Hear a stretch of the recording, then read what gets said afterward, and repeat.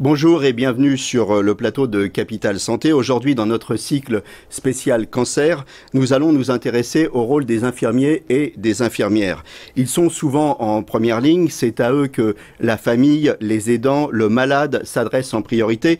Quand ils ont besoin de comprendre, d'être informés, d'être rassurés, ce sont eux qui, malgré des journées surchargées, prennent le temps d'écouter et de réconforter. Je reçois aujourd'hui Philippe Tisserand. Philippe Tisserand, vous êtes infirmier, mais vous êtes aussi président du FNI, Fédération nationale des infirmiers. Ensemble, nous allons évoquer le rôle central de l'infirmier dans la prise en charge du cancer à l'hôpital, mais aussi à domicile. C'est votre rôle en tant qu'infirmier libéral. Alors, aujourd'hui, on privilégie beaucoup l'approche ambulatoire de la prise en charge du cancer, que ce soit à l'hôpital ou que ce soit en ambulatoire. De toute façon, l'infirmier, c'est à lui qu'on parle, c'est à lui qu'on s'adresse en premier. Oui, bien sûr, je dirais qu'il n'y a pas différents métiers. On a un socle commun, quels que soient nos secteurs d'exercice. Moi, je représente les infirmiers et les infirmières d'exercice libéral, l'ambulatoire, effectivement. Et je dirais que concernant le cancer, ça se vit à domicile. Essentiellement, étant donné que les séjours hospitaliers sont de plus en plus courts et que toute la prise en charge, en fait l'essentiel de la prise en charge dans le déroulement des traitements, dans les intercures, c'est le domicile où apparaît de façon prégnante l'importance du relationnel. L'ambulatoire, alors aujourd'hui, première question avant de parler du relationnel, c'est la volonté du gouvernement qui veut faire des économies ou c'est la volonté du malade qui veut rester chez lui, être dans son cadre pour affronter cette épreuve? Je crois que c'est la volonté, c'est différents facteurs qui convergent et qui se rejoignent. C'est bien sûr pour notre système de santé avoir des motivations économiques parce que ça coûte moins cher d'être soigné à son domicile qu'à l'hôpital, on le sait. Si ça n'était que ça seulement, ce serait pas acceptable d'ailleurs. Mais ça rejoint une volonté globale des Français, enfin de nos concitoyens. De vivre à leur domicile et de rester à l'hôpital le moins longtemps possible, bien évidemment. Pour quel type de cancer? Je suppose que ce n'est pas tous les cancers qu'on peut soigner malgré tout à domicile. Donc pour quel type et dans quelle phase de la maladie en fait? Bien contrairement à ce que vous pensez, j'aurais tendance moi à dire c'est pour tous les types de cancers et tous les âges. Et la caractéristique des compétences infirmières, du rôle infirmier, qu'il soit à l'hôpital, que ce soit en ville, c'est vraiment de s'inscrire dans un continuum qui va de la naissance à la mort et qui traverse toutes les étapes, y compris la maladie, et je dirais alors en passant par la prévention, l'éducation à la santé, les interventions de soins au détour d'interventions chirurgicales, enfin ce qui arrive à tout un chacun dans le cours d'une vie, et qui va jusqu'à la phase de fin de vie et de soins palliatifs, de soins de support, et jusqu'à l'accompagnement des mourants à domicile ou à l'hôpital. Ça, c'est un vrai sujet. On y reviendra en fin d'interview. À quelle phase du cancer vous intervenez? Il y a d'abord une phase d'intervention, d'hospitalisation, et ensuite le malade revient à domicile. Je suppose que c'est dans cette phase-là que vous intervenez. Alors, on intervient souvent dans la phase pré-diagnostic, parce que chez des patients qu'on a quelquefois en charge pour d'autres raisons. On a des patients diabétiques, on a des patients qui peuvent être suivis pour d'autres pathologies et qui d'un seul coup déclarent un cancer. Donc souvent l'infirmier très présent est déjà là dans la phase un peu des symptômes, de ce qui a amené à consulter, du diagnostic. Vous pouvez avoir un rôle préventif. Alors j'ai en tête cet exemple des dermatologues par exemple qui s'appuient beaucoup sur les infirmiers pour détecter des petits grains de beauté suspects. Donc il y a avant même le traitement, ce rôle préventif des infirmiers. Tout à fait. Nous avons mené avec les dermatologues des expériences de télémédecine, de télédermatologie, alors essentiellement centrées sur le traitement des plaies chroniques, mais qui incluaient aussi le dépistage des mélanomes, par exemple, ou très facilement, avec une technique adaptée, mais qui existe aujourd'hui, on est en mesure d'envoyer à un dermatologue à distance des photos d'excellente qualité qualité avec des critères très très précis pour limiter tout risque de mauvaise interprétation et pour permettre le diagnostic. Donc, premier message, si on a un doute, on peut en parler à son infirmier qui se fera le relais auprès du médecin, et notamment, par exemple, cet exemple du cancer de la peau est flagrant, donc n'hésitez pas à parler à votre infirmier. C'est peut-être le premier message.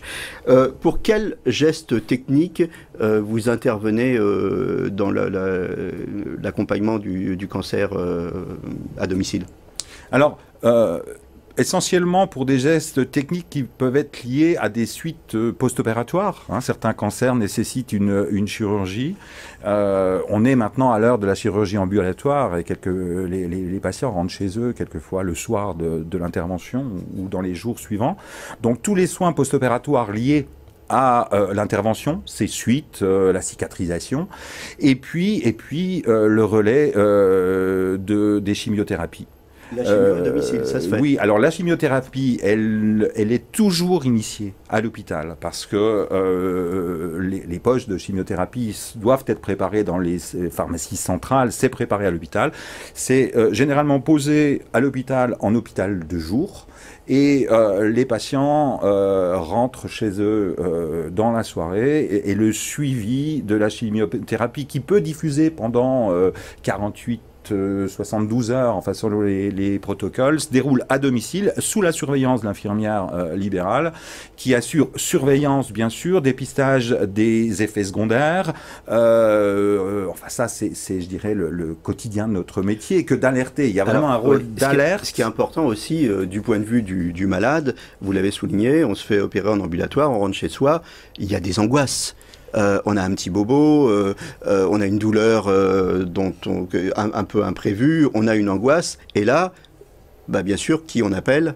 Eh bien, son infirmière libérale, et c'est très confortable que d'avoir une infirmière libérale ou un cabinet d'infirmières libérales qui travaillent à 3 ou 4 et qui assure, et c'est dans leur obligation, qui assure la continuité des soins 7 jours sur 7, jour et nuit. Donc pour quelqu'un qui rentre dans une situation très anxiogène, c'est très important et très confortable que de disposer du numéro de téléphone portable de son infirmière libérale ou de sa collègue pour pouvoir l'appeler, quelquefois simplement pour être rassuré, quelquefois pour lancer des signaux qui peuvent être des signaux graves qui supposent quelquefois l'intervention d'un médecin, quelquefois une réhospitalisation, et c'est vraiment notre rôle fondamental que d'être la sentinelle, je dirais, voilà, et l'appui auprès du patient pour le rassurer, pour lui réexpliquer, pour calmer les angoisses, et pour gérer la douleur, puisque l'évolution de nos compétences, et notamment avec la loi Kouchner, confère aux infirmières un rôle très très important dans la gestion de la douleur. C'est-à-dire qu'en clair, des protocoles de prise en charge de la douleur peuvent être prescrits et initié ultérieurement par l'infirmière, mais surtout adapté avec une adaptation des doses. Et ça, c'est vraiment, je dirais, un rôle essentiel que de prendre en charge la douleur. Il y a deux choses, c'est l'angoisse, vous en avez parlé, ça, il faut pouvoir parler. Quand on a un cancer, quand on a une chimio et qu'on est rentré à son domicile, si on appelle l'hôpital de jour, souvent, c'est à partir de 17h, c'est fermé. C'est-à-dire que les gens qui nous ont pris en charge à l'hôpital ne sont plus là. Et là, il faut vraiment assurer ce relais à domicile. Vous êtes vraiment ce continuum entre l'hôpital, la prise en charge à l'hôpital et le retour à domicile. Et vous assurez à la fois les gestes techniques, le suivi psychologique et puis le confort, entre guillemets, avec la gestion de la douleur.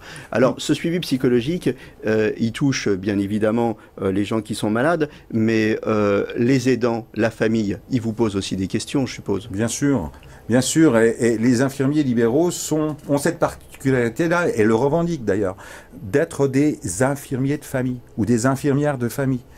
Et c'est complètement le parallèle en miroir à la notion de médecin de famille. Les Français ont cette chance de pouvoir choisir leur infirmier ou leur infirmière libérale, de pouvoir en changer si relationnellement ça ne se passe pas bien. C'est aussi une liberté importante. Vous êtes combien en France aujourd'hui? 95 000. 95 000 répartis sur le territoire. Répartis sur le territoire. Donc chez vous, les déserts médicaux, ça existe chez les infirmiers? Non, il n'y a pas de déserts médicaux. Il y a des zones, comme pour d'autres professions, de surdensité où il y a trop de professionnels. Mais nous sommes la première profession à avoir accepté d'instaurer dans notre convention un système de régulation démographique avec des mesures un peu contraignantes dures, ce qu'en n'acceptent pas les médecins généralistes, c'est-à-dire là où il y a trop de professionnels, on ferme tout simplement au conventionnement en n'autorisant que le remplacement 1 pour 1. Donc les malades trouvent des infirmiers partout en France qui répondent 24 heures sur 24, 7 jours sur 7, qui sont là pour des gestes techniques, qui sont là pour aussi répondre psychologiquement, calmer les angoisses et gérer la douleur. Globalement, voilà le rôle de l'infirmier. Alors, j'ai une dernière question à vous poser pour finir cette interview. Quand on parle de cancer, bien sûr, on parle de la maladie, mais dans certains cas, on parle de la fin de vie. Alors, il y a certains malades qui, par choix ou par obligation, sont renvoyés chez eux pour venir finir leur vie. Le rôle de l'infirmier dans ces cas-là? Le rôle de l'infirmier, c'est d'accompagner cette fin de vie au mieux. Et je dirais que le rôle de l'infirmier, là, il apparaît dans toutes ses dimensions, parce que quand le mot guérir n'a plus de sens, le mot soigner, nous sommes essentiellement des soignants, prend lui tout son sens. Donc nous, c'est bien sûr d'accompagner, d'être un soutien pour la famille, pour les aidants, d'être dans l'écoute active, parce que c'est très important que d'être dans une écoute très attentive, très active, pour repérer, je dirais, les signes de dégradation. Et concernant le choix de mourir chez soi, je dirais c'est un choix qui doit être éclairé. Tout le monde va dire, et on le dit quand on est en bonne santé, hein, je veux mourir chez moi, je veux... Bon, c'est vrai dans la plupart des cas. On observe quand même de nombreuses situations où le souhait était de vivre chez soi le plus longtemps possible. Peut-être d'abandonner certains traitements curatifs dans des situations bien précises où ça a été accepté, compris par le malade, où la fin de vie a été annoncée, entendue, on n'est pas dans le déni. Voilà, ça on peut accompagner jusque-là. Mais il y a un bémol, c'est que quelquefois, et nous avons des familles qui disent quelquefois, par contre les derniers moments, le moment du décès, on n'a pas envie que ce soit... Excusez-moi, mais dans la salle à manger, oui. Quelquefois. Parce qu'il faut vivre après derrière. Une famille qui a eu un décès... moi, j'ai vu des salles à manger se transformer... Alors justement, j'allais vous poser la question, pour conclure en une minute, puisqu'on arrive au terme de cette émission, est-ce qu'il y a une expérience personnelle, vous, d'infirmier, qui vous a particulièrement marqué? Oui, c'est dans la continuité de ce que je vous disais, c'était le choix de patients de mourir à domicile dans des conditions, je dirais, matérielles, qui n'étaient pas optimales, c'est-à-dire pour des raisons d'étage, de trucs. On avait balayé la salle, poussé la table de salle à manger et mis un lit médicalisé. Voilà, le décès du mari, en l'occurrence, c'est passé dans ces conditions-là, sauf que derrière ça, la famille, la femme et les enfants n'ont pas pu continuer à vivre dans cette maison parce que leur salle à manger gardait la trace, le souvenir, enfin voilà, et ils ont vendu leur maison. Donc quelquefois, vous voyez, ça implique une réflexion, et on est là pour aussi aider les familles à faire leur choix, pas à choisir pour eux, mais à les accompagner en fonction de l'expérience qui est la nôtre dans les choix qu'ils vont avoir à faire. Donc on le voit bien dans le rôle de l'infirmier, en fait, de la technique, mais beaucoup, beaucoup, beaucoup d'humanité. Merci Philippe Tisserand. N'hésitez pas à partager ce programme sur les réseaux sociaux.